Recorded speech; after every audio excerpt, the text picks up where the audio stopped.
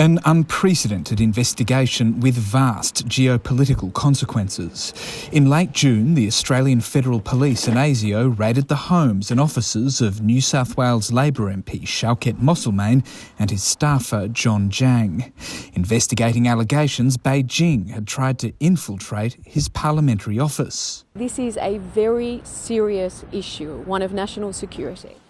The investigation centres on a chat group on the Chinese social media platform WeChat, in which John Zhang allegedly encouraged Mr Mosselmain to advocate for the interests of the Chinese government. Mr Zhang strongly denies the allegations. The ABC has identified other members of the chat group, including two senior Chinese state media journalists in Australia caught up in the investigation, prompting a furious response from the Chinese government. The diplomatic relations are at a very low ebb. Certainly in the last 25 years, I can't remember them being at a lower point than they are today.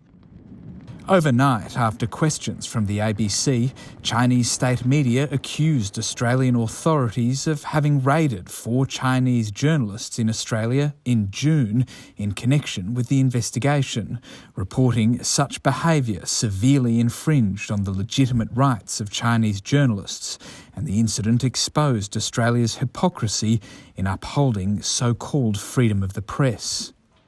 Beijing making the accusations after the ABC's China correspondent Bill Birtles and Australian Financial Review journalist Michael Smith were evacuated from China this week, and Australian TV anchor Chang Lei was detained by Chinese authorities last month. The Australian citizen Chang Lei was suspected of carrying out criminal activities endangering China's national security. Chinese authorities have taken on compulsory measures and investigated Chang Lei recently. The problem is with a tit-for-tat exchange like this, it has no strategy.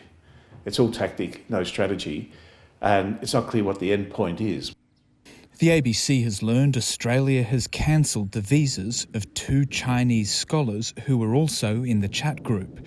Professor Chen Hong, a regular media commentator on Australian affairs, and Li Jianjun, who was until recently on a PhD scholarship in Sydney. But in my discussions with him, he has been very surprised and very disappointed and a bit shocked, as I think any of us would be if we had received information like that from any government. The AFP, ASIO and Home Affairs Department have declined to comment. Sean Rubenstein Dunlop, ABC News, Sydney.